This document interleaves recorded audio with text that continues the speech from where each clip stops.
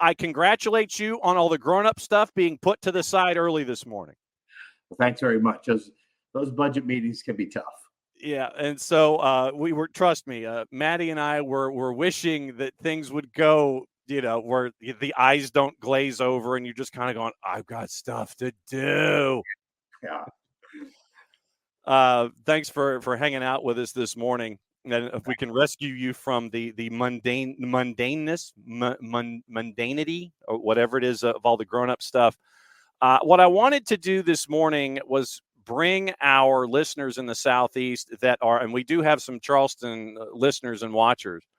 I wanted to bring the rest of our listenership and viewership in under the Charleston tent and have it be an education. While, I did want to get into the matchup, I did want to kind of introduce the Battery in its current form to our listeners. So let me go back to last season to start things off and the run that happened last year.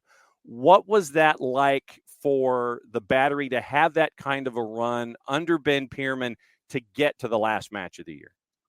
I think it was unexpected. I think as the year went on, you could see the team kind of developing, getting better, gaining confidence. They had some injuries early, especially in their midfield that kind of, stifled their growth a little bit and their team chemistry. But as soon as they kind of got past that, as soon as I think it became late May, early June, you could see the beginnings of that. Hey, this team, might have a chance to make the playoffs. Now, did I think that they would make the run that they did in the playoffs and get to the championship game? If you'd have told me that at the beginning of the year, I would have thought, no way.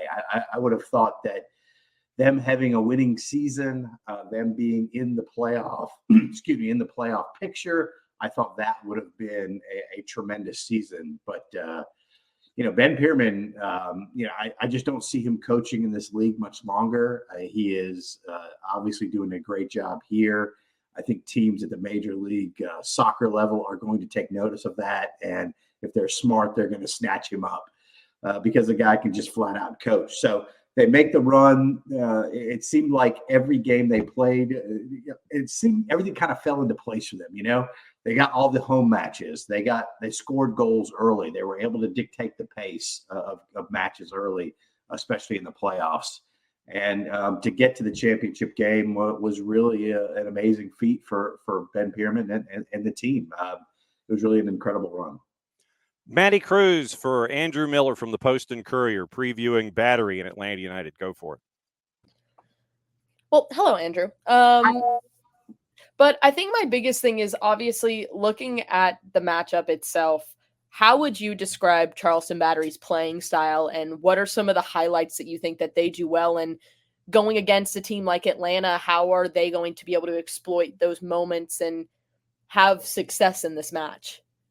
Well, when you're talking about the U.S. Open Cup and you're talking about a USL side playing against an MLS team, I think the first question you have to ask you is, well, how many of Atlanta's first team players are going to play, and what is their roster and lineup going to look like tonight here at Patriots Point? And until I see the starting lineup, until I see the starting 11, I know who starters are in and who which guys are playing. It's kind of hard to predict what Atlanta is going to look like. And to me, again, I've been covering the club for about 25 years, and I've seen them beat DC United. I've seen them beat Chicago Fire. I've seen them beat Houston Dynamo. I've seen them beat a bunch of MLS teams, but a lot of those times, those teams were half in, half out. They'd have about half their starters in, and then half the others were either reserve guys or bench players. And again, it'll be interesting to see, especially with Atlanta's schedule here. This is their fourth match. This will be the fourth match in like 13 days or something like that. Yeah. So I cannot imagine that we're going to see a bunch of starters, but I bet there will be some starters there that will be on the bench that will come in, in that 60th, 70th, 75th minute. And they could make all the difference in the world. I mean, when they played DC United in 2008, the Battery had control of that match. And then the DC United put a couple of starters in. Fred, I remember being one of them, and obviously he ended up scoring the game-winning goal. And so when you have dynamic players like that on the bench, it makes a huge difference. So with that being said, what the Battery has done well, at least so far this year, is obviously they've scored a ton of goals. And, Nick Markanich and MD Myers, they're your two weapons there. Malloy, the Irish midfielder, is a huge pickup for them. He kind of distributes the ball. Reminds me that Jamie Tart and the Ted Lasso play through me, not through me, but through me, that kind of thing. But, so they are an attacking team. Obviously, the weather's not going to be as big a factor. It's not going to be that hot here. And Atlanta, again, is a southern team, so they're probably used to the heat, humidity, even if it gets particularly warm here tonight. So, but the Battery is going to attack. They're not going to sit back. They're not going to play in a shell. That's what I think. I don't know what Ben will do, but they're not the kind of team that's going to sit back and play for a tie. They're a team that's going to attack you and take advantage. They're going to control the ball. That's something they've really improved on from last year. This year, their time of possession is up from last year. And that's, I think, goes around to what they do in the midfield. They're much improved in the midfield. As introduced by our Charleston watcher listener, Dell, he says Malloy, Allen, and Ikaza solid in the midfield. They are fantastic. And those guys kind of dictate the pace. And again, if you can't see, I'm a hockey fan. It's like the Battery mucks up the neutral zone. That's what they do with their. They play a little left wing lock. Is Jacques Lemaire the head coach there? They muck it up in the midfield and they make it hard for the other team to kind of advance the ball. And that's what you want a good midfield to do. And that's what they do. Those guys are really solid. So is Lou Lamoriello the general manager for Jacques Lemaire? Is that what's going on here? Yeah. It's funny because Rob Salvatore, one of the principal owners, he is a big hockey fan. So, maybe he takes some of his cues from that. I was going to say, have you broken that news to him about this whole, clogging up the middle third and sitting there and it's like, all right, try to get it over the blue line kind of thing? Yeah. Well, he's a huge Rob Salvatore, the owner, the principal owner here for the Battery. He's a huge New York Rangers fan. I'm obviously a Chicago Blackhawks fan. If you can't see the banner behind me, and we like to chirp each other quite a bit when we get out there on the practice field sometimes together. Absolutely nothing wrong with chirping. That's the best. That's the best part of it, especially now that we're down to the Final Four. But that's hockey down here. That's 2:30 in the morning on Wednesdays when we do that. Right. For those that have not had the chance to see/meet Ben Pierman, how would you describe him as a coach, both philosophically and personality-wise? He's a coach that makes his players accountable, but he doesn't do it in a demeaning way, if that makes sense to anybody out there. He demands, I hate to use some of these euphemisms and some of these sports jargon cliches, but like what Dabo Sweetie says up in Clemson, our standard is the standard. And that's kind of how Ben Pierman is. He wants to play a up tempo. That's the way I would describe it. Aggressive style, both when he has the ball and when he doesn't have the ball. When he doesn't have the ball, he wants to possess it again. He wants to make the other team, dispossess the ball, and he wants to put pressure on them. And I think with he actually has a smaller roster this year than he did last year. So he might not have the overall quantity of depth, but I think he has the quality of depth on the bench that he can do that. Because as you know, it gets incredibly hot here in the summers. And I don't care if you're playing at 7:00 at night or 8:00 at night, it can get pretty steamy here. And if you don't have that kind of depth and you don't have the guys that can run like that, then it's going to be an issue. So I think, again, holds his players accountable, likes to play an aggressive style. He's great to work with. I mean, he's to the point, no nonsense as far as that goes. And it's funny because I go back to, I've been in the business for 35 years covering just about every sport you can think of. And all the good coaches kind of say the same things. They might use the jargon for their sport might be a little different, but it's kind of all the same thing. And like I said, I've covered Jared Bednar, who won a Stanley Cup at Colorado, was a coach here for the local minor league team. Him and Ben, they sound almost similar. Spencer Carver, again, I'm sorry using hockey analogies, but up with the Washington Capitals, they say a lot of the same things, and those coaches are super successful. So, that's how I would describe it. Anytime you can drop a South Carolina Stingrays reference into a show, you know that we're going to take it. We're a bunch of puckheads here. That's fair. That's Absolutely. different. Maddie Cruz, continuing our conversation with Andrew Miller of the Post and Courier. So looking at the, I think, head-to-head matchup between these sides, it's interesting because I feel like a lot of people don't really know that these teams have played each other before. If anything, it's been 3 years in a row. Since 2017, 2019, it was like back-to-back-to-back in the Open Cup. Atlanta has come out on top on all 3 of those matchups. Looking back at those matchups and then going into today, what do you think is going to be the difference for Charleston Battery from the teams that played in those years and then looking at this year now? Well, one thing I think is that they're finally getting to play them at home. I believe all those other games were at Kennesaw State, if I'm not mistaken. I know at least 2 of them were. Open Cup hero Brandon Vasquez, brother. That's how it's been. Yeah, and what's interesting to me is that first they get the match at home, which I think gives them a little bit of not an advantage, but certainly you wake up in your own bed, you play in your own field, you're playing in front of your own fans. That's going to help you. It's not going to hurt you. So I think that is number one.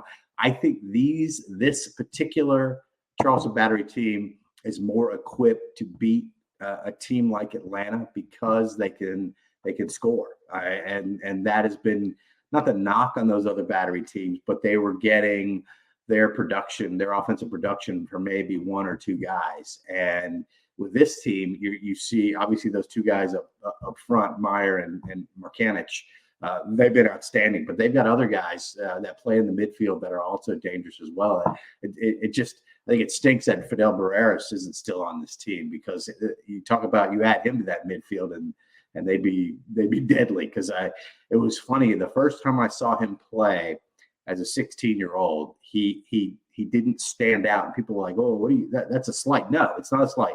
It's like, he's 16 years old, and I can't tell who the 16-year-old is. And that just showed me how good that guy was. And obviously off to a pretty good start here in his MLS career. But I think this team is better equipped, certainly offensively. And then I think on their back 4 has advanced, and they've gotten better and better as the season has gone on. And I think they're maybe equipped to handle the attacking players from Atlanta a little bit better than maybe previous teams did.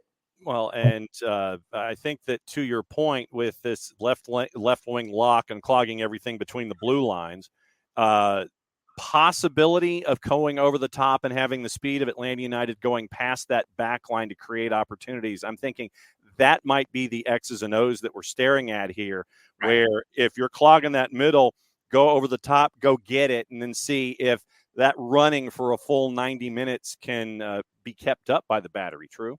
Yeah, for sure. And then again, I think that's where maybe communication between the midfield and the defenders, and obviously the keeper, is going to be crucial for the Battery in those instances. But there is a reason that Atlanta is in the MLS. They have the talent. They should be able to, just on talent alone, win this game. But I have seen too many Battery matches and too many U.S. Open Cups to not think that they don't have a shot here tonight at winning. And like I said, if Atlanta doesn't put their best foot forward, they're going to be back on their back heel pretty much the entire match. Because I expect the Battery to start their 11 guys. I think Rob Salvatore, the owner, is serious. He wants to advance. First, he wants to beat Atlanta for the first time, obviously, in the U.S. Open Cup. And I think that he understands the significance of this kind of match. And I anticipate them using most of anybody who's available who can play. I think they're going to play tonight. Andrew Miller, Post and Courier, hanging out with us for another couple of minutes, kind of breaking down the Charleston Battery perspective of things as they get ready for Atlanta United in U.S. Open Cup. Question from Del Schaefer down there in Charleston for you. So basically, Del in Charleston puts a question in the Twitch pitch to ask you there back in Charleston. What do you think Lee Cohen brings to the team? I tell you what, Lee has done a tremendous job as a general manager bringing this team together. I mean, he's the guy, the puppet master behind it, who's pulling all the strings, who is identifying and collecting and signing talent. And again, I know Fidel Barreras was before his tenure here, but he's been able to bring in guys that have made an immediate impact. So I think he and Ben have worked very closely together on identifying talent, and they've done a great job of developing that talent. No question about it.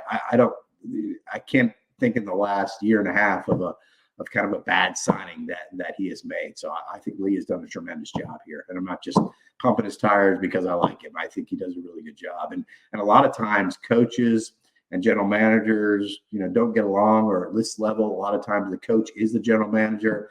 But I think in this case, having Lee as your general manager is a good idea. I mean, what is he, the president? But I would call him a general manager. I think that's what he is, and would be in most other positions. So, yeah. What has the transition been like from MUSC Health to Patriots Point? Well, the facility I refer to as Blackbaud Stadium. That's what it'll always be to me, because like I said, I went over there for I don't know how many games in my journalism career. So that place was special. I mean, I remember when Bolton came over, the guys from Bolton came over and EPL team to play an exhibition game in July.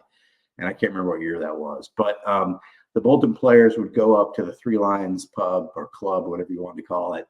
And I don't know if you guys have ever been there or went there when they were there. Yep. But the memorabilia collection that was up there, the bar, just everything about that place was just on another level. And that's not to say that Patriots Point doesn't have its good points and doesn't have its charm. And Rob, I think, is going to do.